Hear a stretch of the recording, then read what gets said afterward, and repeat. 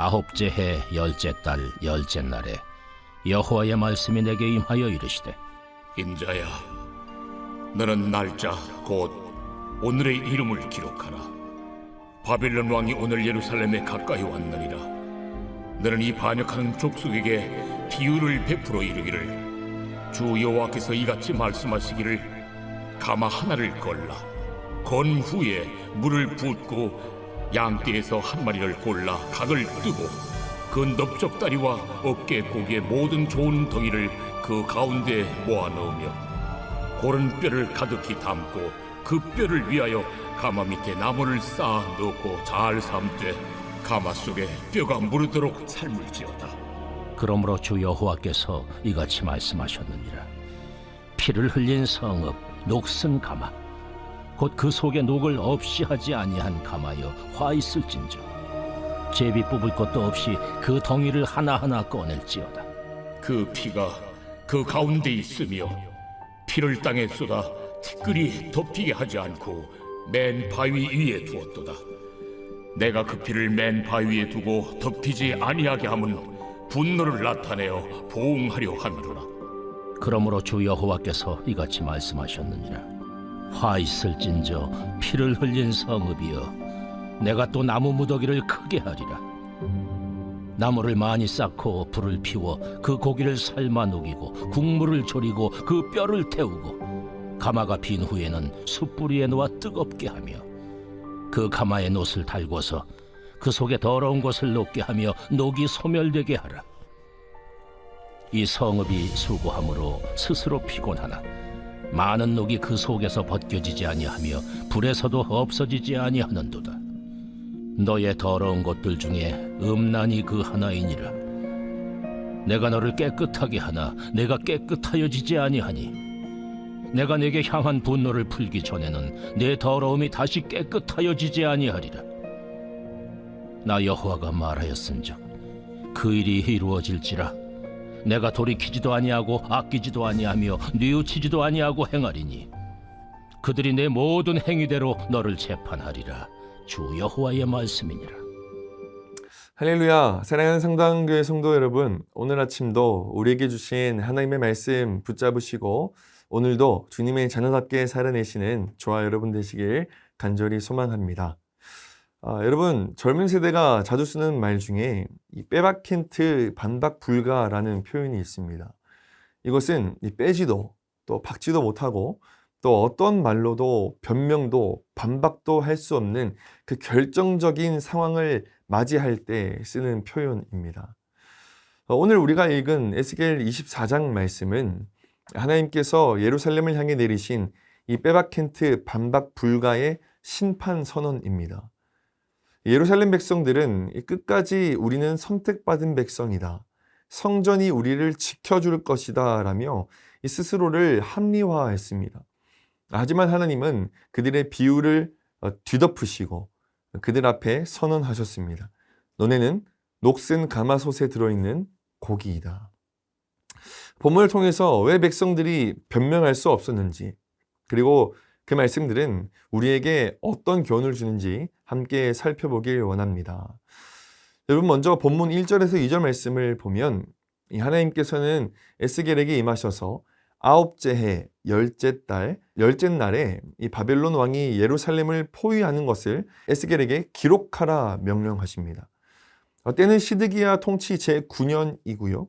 바벨론의 왕 느부갓네살 왕이 예루살렘을 포위한 해입니다.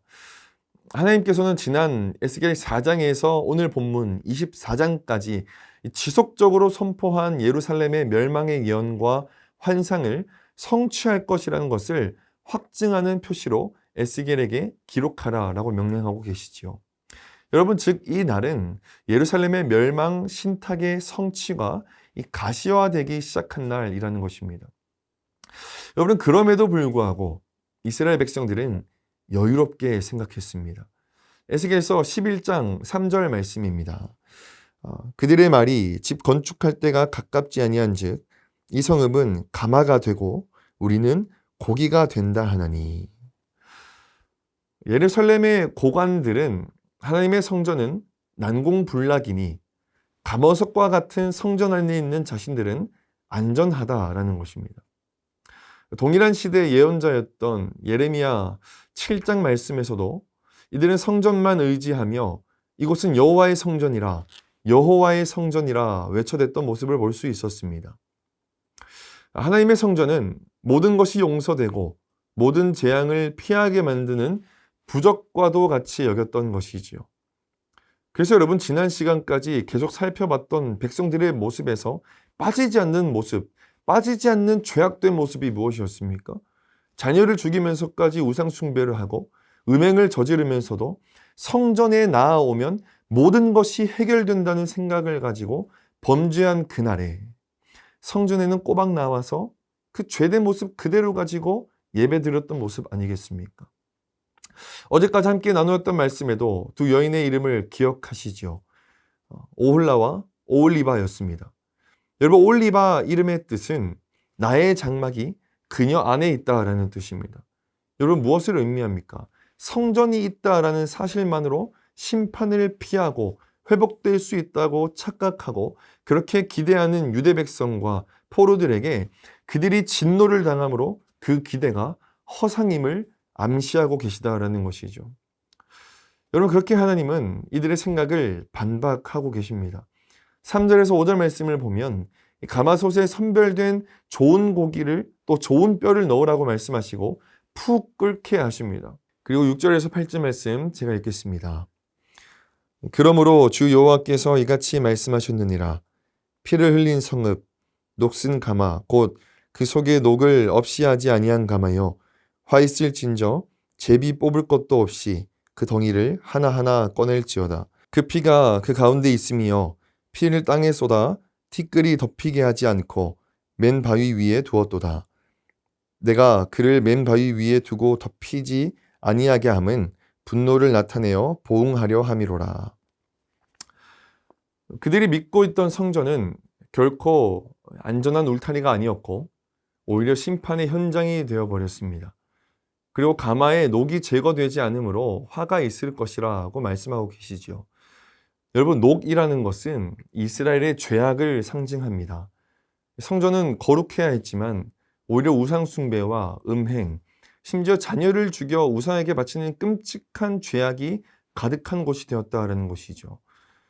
하나님은 자녀를 죽이면서까지 우상에게 바친 피, 음행으로 저지른 피, 죄악 가득한 그 피를 흙에 덮지 말고 바위 위에 두라라고 말씀하십니다. 여러분, 무엇을 의미합니까? 흙에 덮으면, 흙에다가 덮어버리면 보이지 않게 되지만 바위 위에 두면 모든 사람이 볼 수 있다라는 것입니다. 그렇기 때문입니다. 여러분, 드러나기 때문이에요. 그렇습니다. 하나님은 죄를 은폐하지 않으시고 반드시 드러내는 분이시다라는 겁니다. 사랑하는 성도 여러분, 하나님 앞에서 감출 수 있는 죄는 없습니다. 이 본문 속 유다 백성들처럼 교회에 나와서 예배드리고 섬기는 모습으로 사람의 눈은 속일 수 있어도 하나님의 눈은 절대로 못 속인다라는 것이죠. 반박할 수가 없다라는 것입니다. 여러분, 하나님께서는 다윗을 보신 것과 같이 마음의 중심을 보시는 분이신 줄로 믿습니다. 그 하나님 앞에 온전히 서는 저와 여러분 되시길 간절히 소망합니다.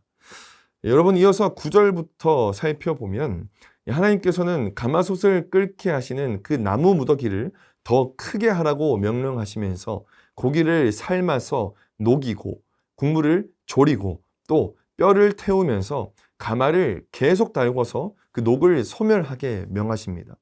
여러분, 그러나 그런 녹은 쉽게 사라지지가 않습니다. 12절에서 13절까지 말씀입니다. 이 성읍이 수고함으로 스스로 피곤하나 많은 녹이 그 속에서 벗겨지지 아니하며 불에서도 없어지지 아니하는도다.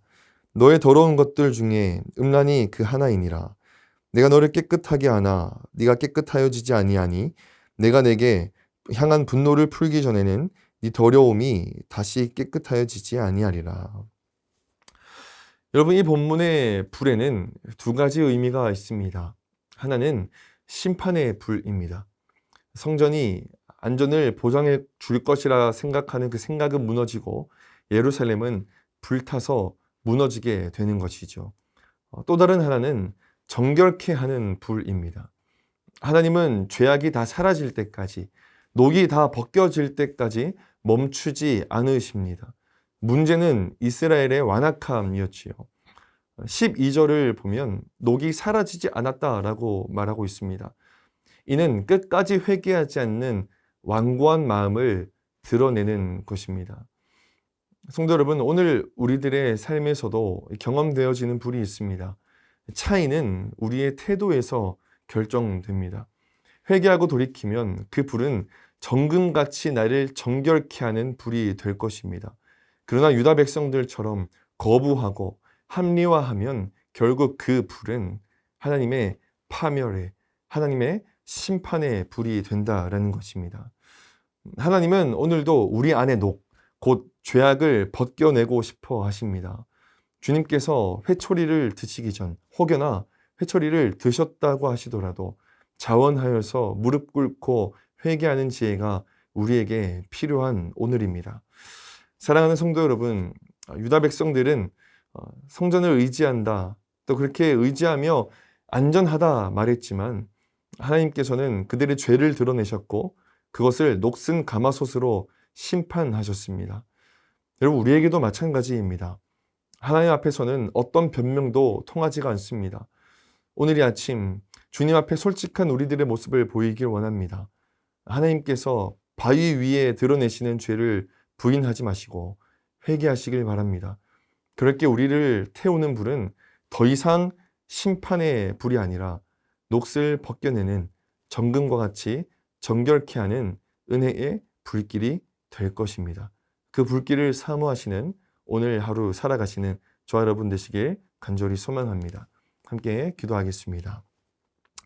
거룩하신 주님, 모든 것을 감찰하시는 주님 앞에 우리 모든 모습을 숨김없이 드리길 원합니다. 우리 안에 죄를 보게 하시고 주님께 고백하게 하셔서 주님의 은혜로 정결케 하여 주시옵소서. 오늘도 주님 앞에 온전히 서게 하실 줄 믿사오며 예수 그리스도의 이름으로 간절히 기도드립니다. 아멘.